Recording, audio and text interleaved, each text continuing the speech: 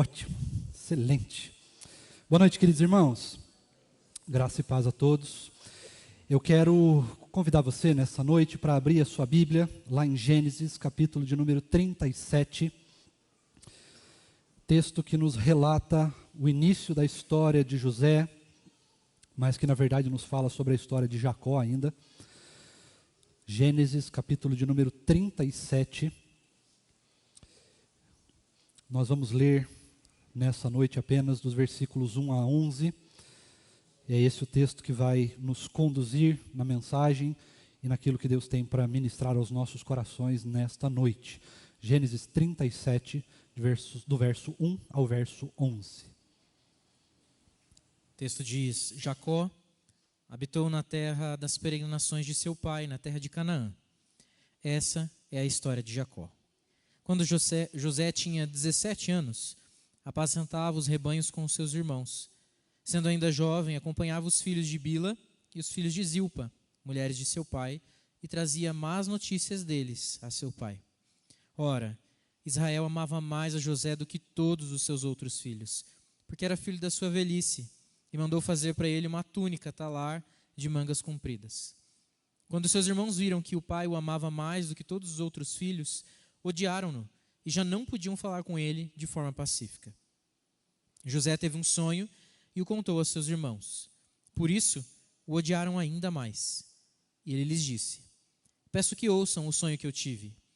Sonhei que estávamos amarrando feixes no campo, e eis que o meu feixe se levantou e ficou em pé, enquanto os feixes de vocês o rodeavam e se inclinavam diante do meu. Então os irmãos lhe disseram: você pensa que vai mesmo reinar sobre nós? Pensa que realmente dominará sobre nós? E com isso o odiavam ainda mais por causa dos seus sonhos e de suas palavras. José teve ainda outro sonho que ele contou aos seus irmãos, dizendo: sonhei também que o sol, a lua e 11 estrelas se inclinavam diante de mim. Quando José contou esse sonho ao pai e aos seus irmãos, o pai o repreendeu dizendo: que sonho é esse que você teve? Você está querendo dizer que eu, a sua mãe e os seus irmãos iremos e nos inclinaremos até o chão diante de você? Os irmãos tinham inveja dele. O pai, no entanto, guardou aquilo no coração. Vamos orar? Deus bondoso, nós louvamos o Teu nome pela Tua palavra que foi aqui lida nesse momento e que agora nos conduzirá aos pensamentos que levem a Tua palavra, de fato. Nós pedimos, Deus, que a Tua palavra nessa noite, ó Deus, fale com o nosso coração, enche a nossa vida de alegria, de ânimo, que todos nós, Deus, sejamos, através da Tua palavra, exortados, confortados, consolados, e que nós possamos aprender a verificar e a nos entregar à Tua doce vontade. Nós louvamos o Teu nome, Deus, porque o Senhor realmente tem falado conosco e a Tua voz é um tesouro precioso para nós. E nós também clamamos para que a Tua palavra não fique apenas na nossa memória como inspiração teológica, como argumentos de um texto bonito e que nos ajuda a ter uma vida melhor apenas, mas que a Tua palavra possa penetrar profundo no nosso coração, fazendo aquilo que é o papel primordial dela, que é nos dividir ao meio, que é nos fazer nascer de novo, que é transformar a nossa vida por completo, que é nos fazer cada vez mais parecidos com o Senhor Jesus, que é aumentar a nossa fé. Fala conosco, porque a Tua palavra é o poder de Deus para salvar os perdidos. Todos nós éramos perdidos, mas sem o Senhor e sem a Tua palavra, tudo que nós podemos encontrar é escuridão e trevas. Por isso nos ajuda, fala com o nosso coração. É o que nós pedimos ao Senhor em nome de Jesus. Amém. Esse é um texto que você conhece, você já sabe tudo que ele fala. Não há nada de novo que eu poderia trazer. Eu poderia, inclusive, falar a respeito desse texto aquelas lições que são básicas. As lições, por exemplo, de que Jacó habitou na terra do seu pai, ou seja, ele seguiu os passos do pai. E aqui eu poderia até trazer uma lição dizendo que, às vezes, quando nós escolhemos seguir os homens, ao invés de seguir a Cristo, nós então podemos também estar sujeitos a cometer os mesmos erros do passado, daqueles que vieram antes de nós. Eu poderia também falar a respeito de amar mais um filho do que o outro, ou um filho do que os outros, nesse caso aqui, e é uma lição que você também já conhece, você talvez até argumentaria, pastor, mas isso nem é possível. Nós não conseguimos amar os filhos de maneira diferente, nós amamos todos iguais. E você sabe muito bem que isso é mentira, né? Não é verdadeiro. Porque já aconteceu no passado, isso acontece o tempo todo. Nós não amamos nem a nós mesmos direito, do mesmo jeito todo dia, que dirá outras pessoas, não é verdade?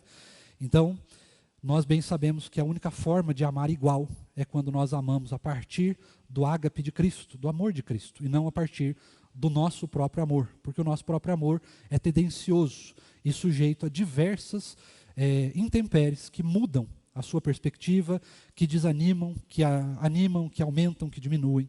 Então, nós temos essa possibilidade.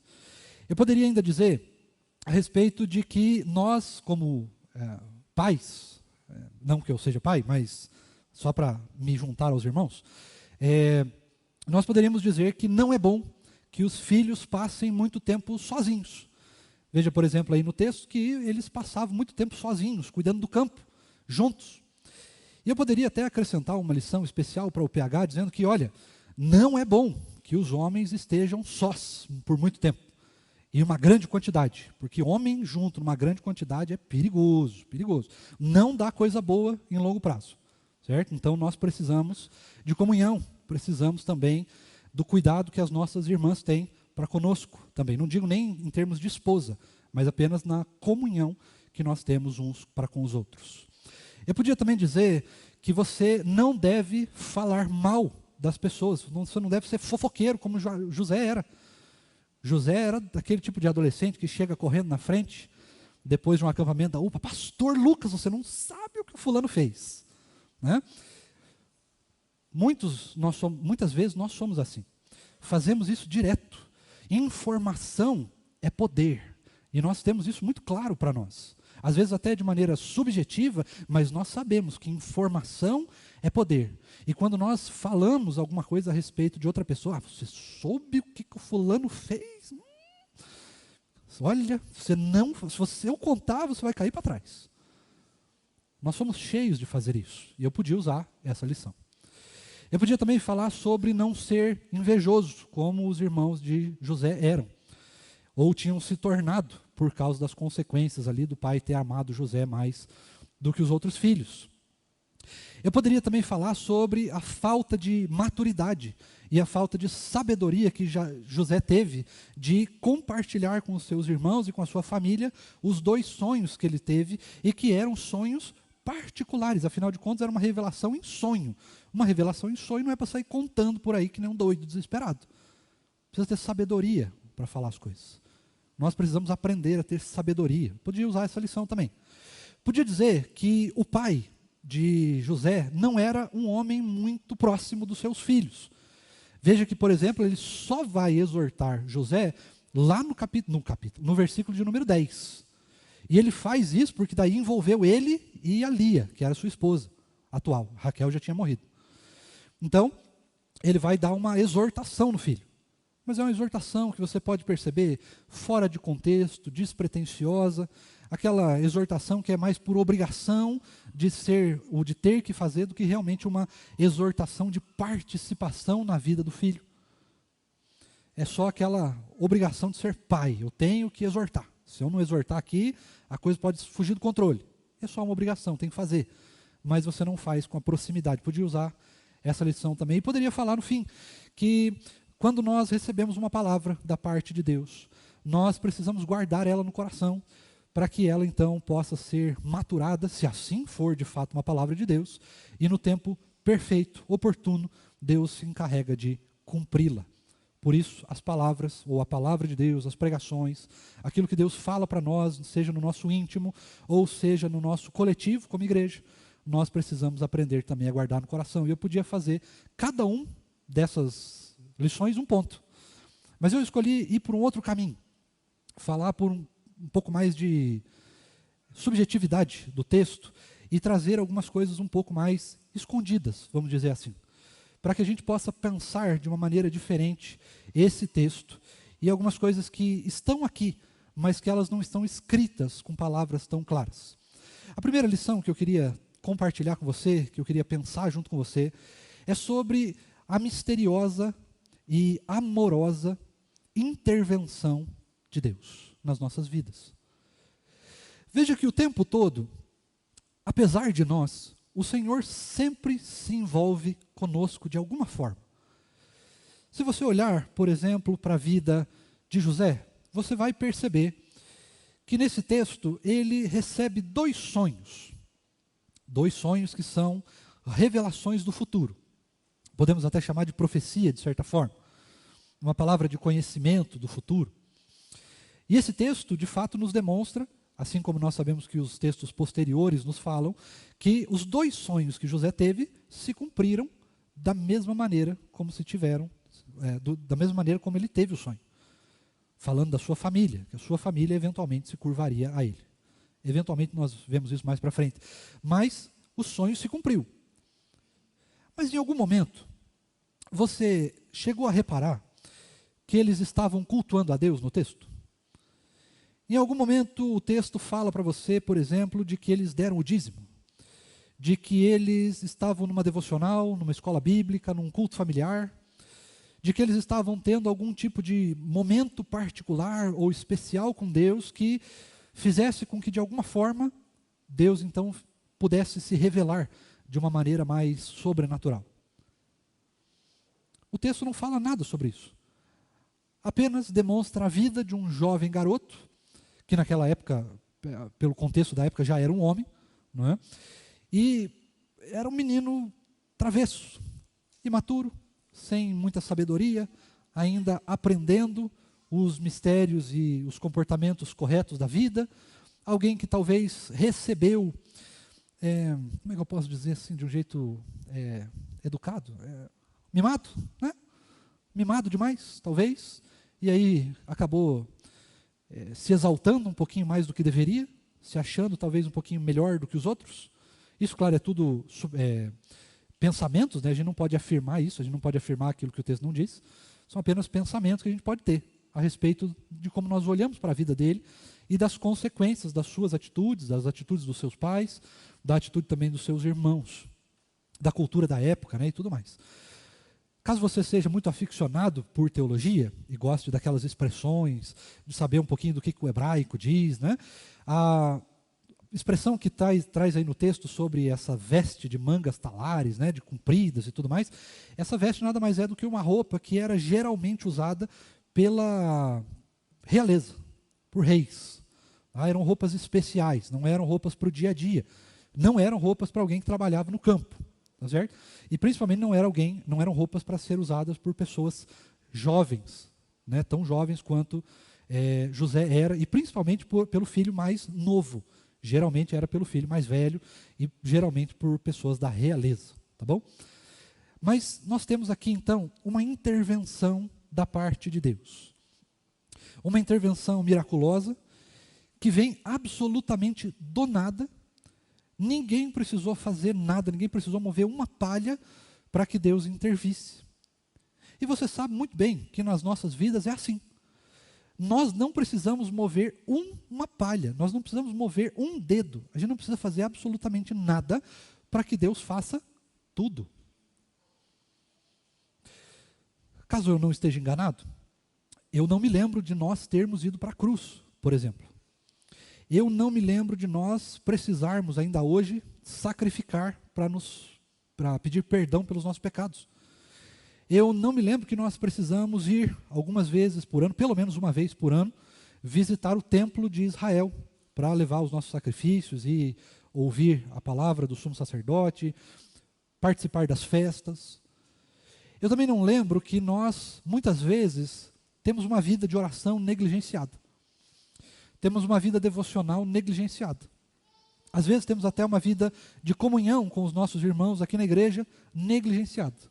Às vezes nós temos uma vida de serviço a Deus negligenciado. E ainda assim, todos vocês, assim como eu, no caso todos nós, sempre vamos poder dizer, e se eu perguntar para você, você vai conseguir dizer isso, você consegue, mesmo com as suas falhas, mesmo com as nossas limitações, todos nós temos experiências para contar de que Deus, em algum momento, interveio na nossa vida. E que essa intervenção, muitas vezes, nos deixou profundamente constrangidos, porque nós entendemos por que Deus fez isso, sendo que eu nem merecia. Poxa, eu nem tenho orado, eu tenho uma vida devocional meio relapsa, deixo as coisas meio a desejar, não sirvo muito bem o Senhor, deixo os trabalhos na igreja meio de lado, e o Senhor ainda faz isso por mim. E é verdade. Porque o relacionamento de Deus para conosco, ele não implica em condições. Ele é um amor incondicional. Deus não impõe as suas condições para que ele faça alguma coisa. Deus impõe certas condições a partir da sua palavra, a partir da sua lei, como obediência a ele, como um serviço de louvor, de adoração, como uma demonstração do nosso, da retribuição do amor dele por nós e da nossa retribuição pelo amor dele. Nós fazemos isso por amor, nós obedecemos por amor, nós oramos por amor, nós lemos a palavra, nós servimos a igreja, nós servimos o próximo, nós fazemos as coisas por amor, não por apenas obrigação. Da mesma forma, quando Deus nos exige alguma coisa, Ele jamais vai nos permitir fazer alguma coisa em troca de. Eu te dou a salvação e você é obediente. Eu te dou tal coisa que você está pedindo e você faz tal coisa por mim. Eu faço tal coisa por você e você serve em tal lugar na igreja. Isso nunca vai existir. Porque o amor de Deus é incondicional. Se nós olharmos para a vida de Jacó, se nós olharmos para a vida de José, dos patriarcas que vieram antes, se nós olharmos para as nossas vidas, se nós olharmos para os profetas, para todos aqueles que aparecem na Bíblia, e para todos nós que estamos aqui, nós sabemos que nós não merecemos. Tanto teologicamente, quanto moralmente. Você se conhece, você sabe que não merece. Eu sei que não mereço. Mas ainda assim, independente de nós, apesar de nós, o Senhor nos trouxe até aqui, nessa noite. O Senhor tem demonstrado o seu amor para conosco. O Senhor tem trabalhado nas nossas vidas. O Senhor tem cuidado de nós. O Senhor tem nos livrado. O Senhor tem nos abençoado. Tem nos ensinado a viver debaixo da sua graça. Tem nos derramado a sua misericórdia dia após dia. Tem nos constrangido com o seu amor. Tem nos ensinado a sua palavra. Tem nos permitido servi-lo. Tem nos permitido servir o próximo. Tem nos abençoado de maneiras que nós nem podemos compreender ou mesmo perceber que Ele está fazendo.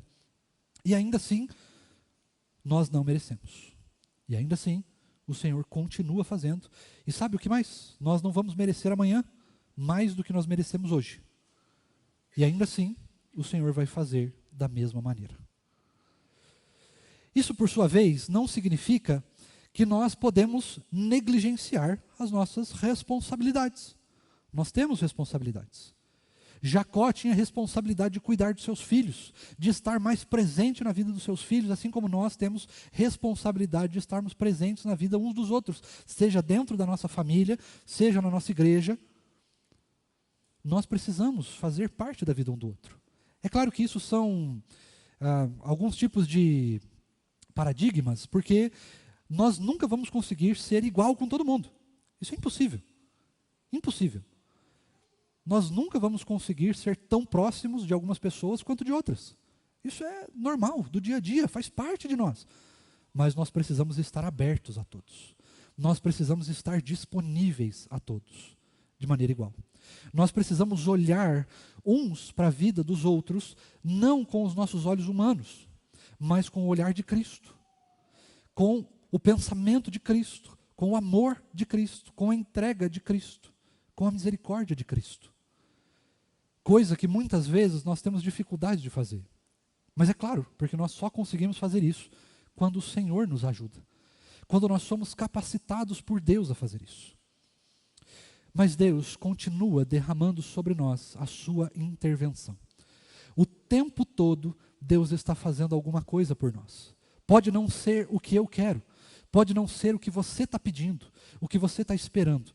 Mas nós não podemos negar que o tempo todo Deus está intervindo nas nossas vidas. Algumas vezes nós podemos ver, outras nós nunca saberemos o que Deus está fazendo. Mas ainda assim, Deus está sempre intervindo nas nossas vidas. Posso ouvir um amém? Coisa boa. A segunda lição que eu queria pensar um pouquinho com você também é a respeito da... Dá uma olhada aí para o texto, antes de eu falar. Veja aí no texto se você encontra a palavra Jesus, Deus, Espírito Santo, oração, leitura da palavra. Veja se você encontra alguma coisa relacionada com Deus aí. E você vai perceber que você não vai encontrar nada. Em nenhum momento a palavra, o nome de Deus está registrado nesse texto aqui.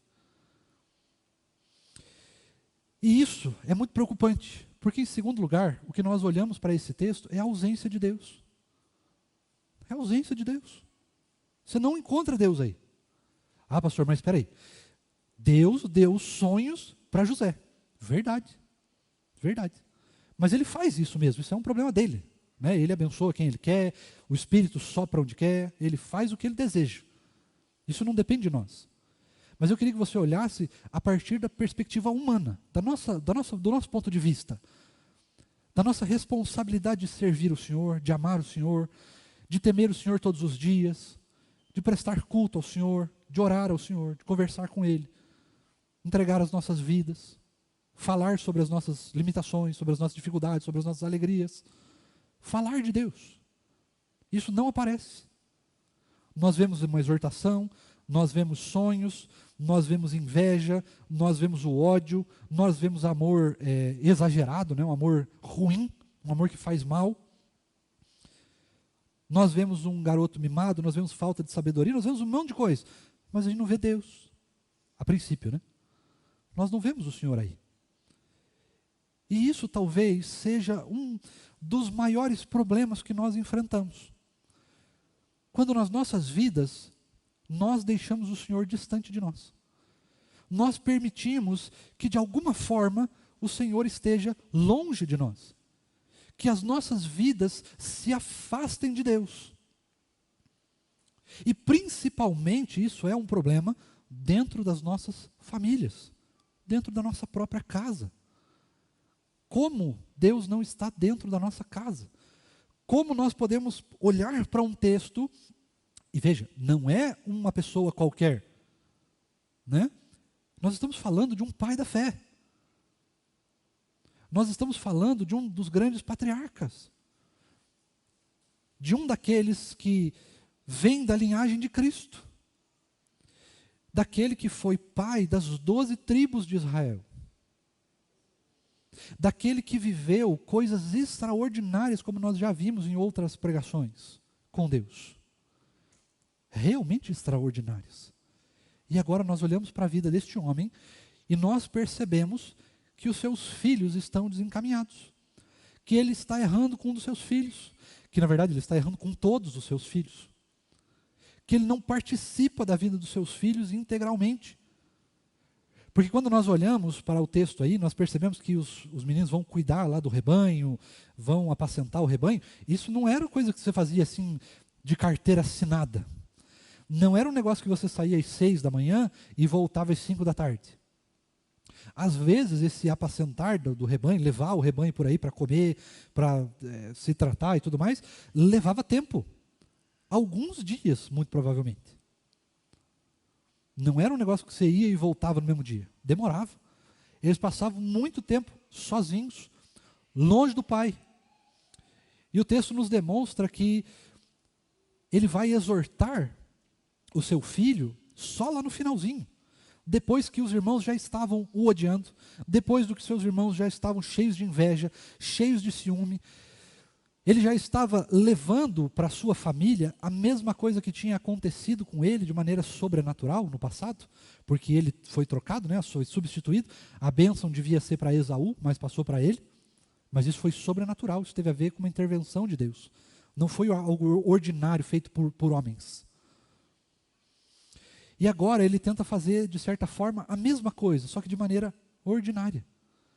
De uma maneira humana, colocando o seu filho mais novo, mais moço, que não poderia herdar uma primogenitura, uma bênção de primogenitura, mas ele estava amando o seu filho mais, porque ele estava vivendo as mágoas do passado, as marcas do passado ainda estavam lá. Ele amava Raquel, mas teve que se casar com Lia, de maneira obrigada. Depois teve mais 2 esposas, que é pecado, não é certo, que causou dificuldades, mágoas, feridas profundas na sua família. E naquela época não era tão fácil de se divorciar como é hoje. Naquela época tinha que dar um jeito. Tinha que dar um jeito.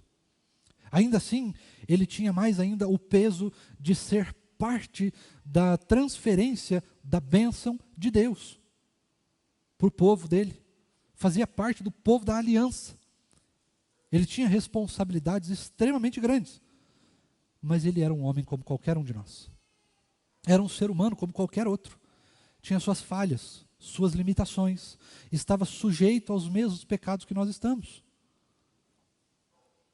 Talvez até um pouco menos, porque naquela época ainda não tinha toda a lei, né? Então tinha até menos pecados que você podia cometer.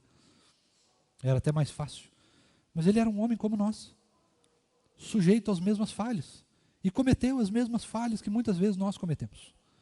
Estar longe dos filhos, amar um filho mais do que o outro, pensar nas mágoas, né, viver através das suas mágoas, viver através das feridas do passado, não tentar consertar as feridas do passado, não depender de Deus o tempo todo, ter uma vida que parece estar longe dos caminhos de Deus, viver Deus só quando é estritamente necessário. Todas essas coisas nós também podemos cometer. E nós cometemos. Pelo menos uma vez na vida nós cometemos essas coisas.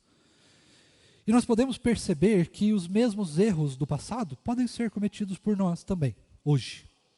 Talvez de maneira até mais intensa, por causa da correria do dia a dia, por causa da forma como nós vivemos, por causa da pressão da tecnologia, da pressão do tempo, da pressão da ansiedade, da depressão, dos cuidados desse mundo que nós temos para conosco. Às vezes da falta de termos responsabilidade, de não querermos ter responsabilidade, do atraso no desenvolvimento de maturidade, da falta de sabedoria, da inveja de outros irmãos ou de outras pessoas. Muitas vezes nós deixamos o nosso coração ser consumido pelo ódio por pessoas da nossa própria família. E quando eu digo própria família, eu estou dizendo da família de sangue e da família da fé. Quantos são os erros que nós podemos cometer? E todos esses erros são cometidos porque muitas vezes nós permitimos que o nosso coração se afaste de Deus.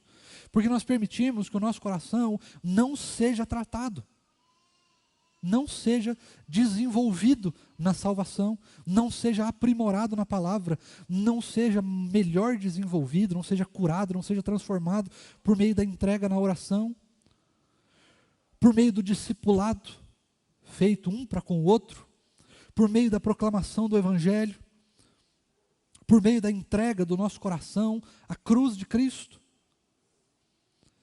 Ao olharmos para a vida de José, nós podemos perceber, pelo menos para esse momento, nós podemos perceber que José tinha muito, ganhava muito, tinha muitas coisas. E quando nós olhamos para a palavra, principalmente para Cristo, nós vamos relembrar que Cristo ele é totalmente contraproducente a essas coisas. O próprio Senhor Jesus vai nos dizer, em texto posterior, que aquele que ganhar a sua vida, qual que é o resultado? Vai perder. E aquele que perder a sua vida por amor de mim, vai o quê? Ganhar. Vai achar. Deus é sempre, irmãos, contraproducente. Ele sempre age contrário à nossa lógica humana. O nosso pecado, a pecaminosidade do nosso coração, a consequência do pecado vai nos levar para um lado. E Deus sempre vai nos levar para o outro. É por isso que nós precisamos nascer de novo. É por isso que nós somos feitos de novo. É por isso que nós falamos em conversão. Porque é uma transformação completa de vida. Aqueles que estão em Cristo, 2 Coríntios 5,17, aqueles que estão em Cristo, novas criaturas são. As coisas velhas se passaram, eis que tudo se fez novo. Nós somos transformados por meio da intervenção de Deus. Nós somos transformados por meio da nossa intimidade com Deus. E quando essas duas coisas falham, quando nós não temos sensibilidade para perceber as intromissões de Deus, vamos chamar assim, pontuais e extremamente úteis na nossa vida, precisas. Quando nós nos afastamos da intimidade com Deus, quando nós não trazemos Deus para os nossos relacionamentos, quando nós não trazemos Deus para dentro da nossa família, quando nós não trazemos Deus para dentro do nosso trabalho, quando nós não trazemos Deus para dentro do nosso dia, das atividades cotidianas do dia a dia, o resultado é esse mesmo. Nós vamos criando panelinhas, nós vamos amar mais uns do que outros, nós vamos odiar alguns ou estarmos sujeitos a odiar algumas pessoas, nós vamos estar sujeitos à inveja por causa de alguma coisa a mais que um tem ou a menos. Deixa eu contar um caso que talvez possa ser uma boa lição para a gente olhar, né, para você perceber como nós somos sujeitos a isso por causa da moda, por exemplo, né, do dia a dia. Quantas vezes às vezes, principalmente, os homens já não têm tanto disso, né, mas as nossas irmãs, você olhou talvez para a roupa da pessoa que está do seu lado. Fala, essa roupa é cara, hein? Essa daí foi comprada lá no Pátio Batel, estou sabendo, vi lá na loja tal. Quantas vezes foram as vezes que nós olhamos para o carro novo dos nossos irmãos? Fulano tá que tá, hein? Que isso? Por que Deus está derramando mais bênção na vida dele do que na minha? Vai dizer que a gente nunca pensou assim. Pelo menos uma vez já pensou. Talvez de maneira até subjetiva, sem querer pensar nisso. Mas pensou. Principalmente quando você estava talvez no meio de uma tribulação, de um problema, de uma dificuldade, uma luta. Poxa, por que o fulano é tão abençoado e eu não? Por que é tão diferente? Por que Deus ama mais um do que ama outro? Isso não tem nada a ver. Nada a ver. Cada um de nós é simplesmente diferente. A ação de Deus, ela é insondável. Nós não podemos olhar dessa maneira. Isso é apenas o olhar humano, imediato, sem perceber a grandiosidade do que Deus está fazendo nos bastidores. E coisas que nós nunca vamos perceber. Eu gosto muito de dar esse exemplo, né, da roupa e do carro, porque são exemplos que eu não tenho problema. Né? Não tenho. Você podia estar nu. Eu não ia nem me incomodar. Nem me incomodar. Vou na casa das pessoas, ai, pastor, não repara na bagunça. Não reparo. Não reparo. Não se preocupe. Por um lado, triste, eu também não posso dirigir. Mas eu já andei com vários carros diferentes. Não preciso ter inveja. Muitas vezes nós olhamos a partir daquilo que nós simplesmente estamos vendo, daquilo que nós estamos experienciando no momento. Mas nós precisamos olhar além disso. E é por isso que nós precisamos do olhar de Cristo para as coisas. Os irmãos de José, o pai de José, podia ter olhado para o sonho de outra maneira. Podia falar do filho, vem cá, senta aqui. Deixa eu falar um negócio para você. Esse tipo de coisa aqui, você não sai contando para os outros desse jeito. Você não sai falando desse jeito. Isso daí causa inveja, causa ódio. Olha o jeito que os teus irmãos estão te olhando, com desprezo, com ódio, com raiva. Você não sai contando essas coisas desse jeito. Tem que ter sabedoria. Tem que orar ao Senhor, falar com Deus. Deus, por que você está me dando esse sonho? O que isso significa? Isso aqui é para contar para alguém ou não? Tinha que ter exortado. Tinha que ter olhado com mais dedicação, com mais profundidade, com os olhos de Deus. E Jacó não era um homem ignorante naquilo que Deus fazia, porque ele viveu coisas extraordinárias com Deus. E nós precisamos olhar para as coisas, irmãos, como oportunidades que Deus nos dá. Lembra lá o filme O Todo-Poderoso? Acho que é o segundo, ou o primeiro. Não vou lembrar. Mas um dos dois. Tem um momento, eu acho que é no primeiro, que a mulher sai de casa. Ou no segundo. Acho que é no segundo. Sei lá. Mas tem um momento que a mulher sai de casa. A mulher sai de casa, vai num café, num lugar. Aí Deus se apresenta lá como um garçom, senta com ela lá. E aí fala assim, olha, se você pedisse hoje paz para Deus, Deus estalaria o dedo e te daria paz, ou Ele te daria as oportunidades de ser pacífico. E às vezes nós estamos esperando o extraordinário de Deus, quando Deus está nos dando exatamente aquilo que nós precisamos. Tempos atrás eu estava na casa de uma família, em uma visita num domingo à tarde, e aí aconteceu uma certa situação, e aí a pessoa que estava lá me contou o que estava acontecendo. E aí eu falei, que bênção. E é totalmente contraproducente, né? Porque era talvez uma oportunidade de exortar, de aconselhar ou alguma coisa assim. Mas que maravilhoso! Porque essa é uma oportunidade preciosa de você abençoar a sua família, de você pregar o evangelho.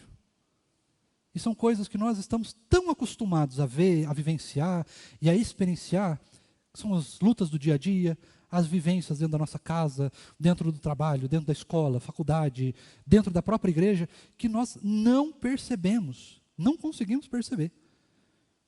Que nós temos oportunidades extraordinárias de abençoar vidas, de nos discipularmos uns aos outros, de cuidarmos uns dos outros, de amarmos uns aos outros, de vivermos Cristo uns para com os outros, de sermos abençoados uns pelos outros e por Deus, de cuidarmos das nossas vidas, de nos aconselharmos, de sermos instrumentos de bênção, de âncora, de sustento, de consolo, de conforto e até mesmo de exortação uns para com os outros.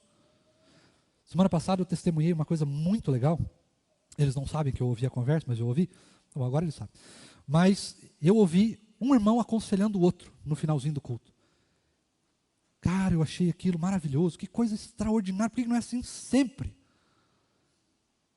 Porque nós estamos tão acostumados a viver do nosso jeito, a experienciar as coisas do nosso jeito, a olharmos para as experiências momentâneas, do jeito que nós estamos agora, que nós não conseguimos experienciar pelos olhos de Cristo, pela experiência de Cristo.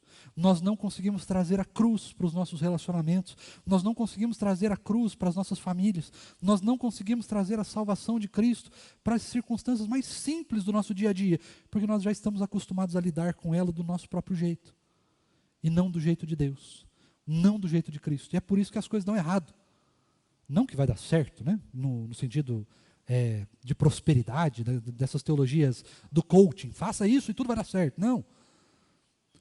Mas quando eu digo dar certo, quer dizer que vai dar certo não porque nós vamos ganhar alguma coisa, porque nós vamos ser abençoados da maneira que a gente quer, mas porque a vontade de Deus vai ser experienciada de maneira profunda por nós.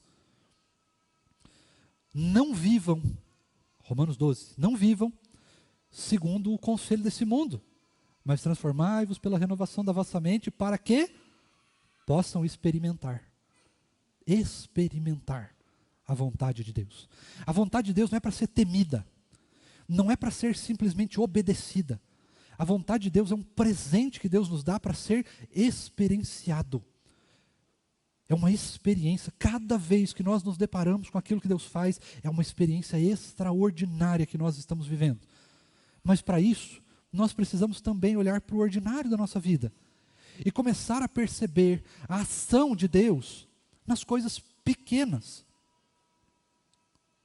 Pequenas. Deixa eu dar um exemplo. Neste exato momento você está ouvindo uma criança fazendo barulho, certo? Qual é a experiência que você pode ter? Você pode falar assim, cruzar os braços. Eu não consigo prestar atenção. Ou você pode olhar assim, que oportunidade que Deus está me dando de prestar mais atenção. De amar mais os meus irmãos que estão em volta de mim. De olhar e desenvolver a minha empatia, a minha compaixão, o meu amor. Isso é transformar o ordinário em extraordinário. E é isso que nós precisamos fazer o tempo todo. É isso que não aconteceu aqui, nesse texto. Mas é isso que precisa acontecer nas nossas vidas o tempo todo. É isso que nós precisamos buscar constantemente. É isso que é experienciar, vivenciar a boa, perfeita e agradável vontade de Deus. Mesmo que a gente não a compreenda, mesmo que a gente não entenda ela no momento. Mas nós sabemos, por experiência própria, por olhar tudo que Deus fez por nós, que a vontade dele sempre é boa, perfeita e agradável. Mesmo quando tem um adolescente dizendo para nós que nós precisamos, quer dizer, que ele vai se levantar e nós vamos ter que nos prostrar. Mesmo quando algumas coisas são contraproducentes, vão contra aquilo que a gente imagina, contra aquilo que a gente acha certo, contra aquilo que a gente acha que é o ideal a fazer, quando vai contra a nossa ideologia, quando vai contra o nosso ponto de vista. A vontade de Deus sempre é boa, perfeita e agradável. E nós não precisamos viver ela por causa da obediência apenas. Mas a vontade de Deus é uma experiência maravilhosa que está presente em cada momento das nossas vidas.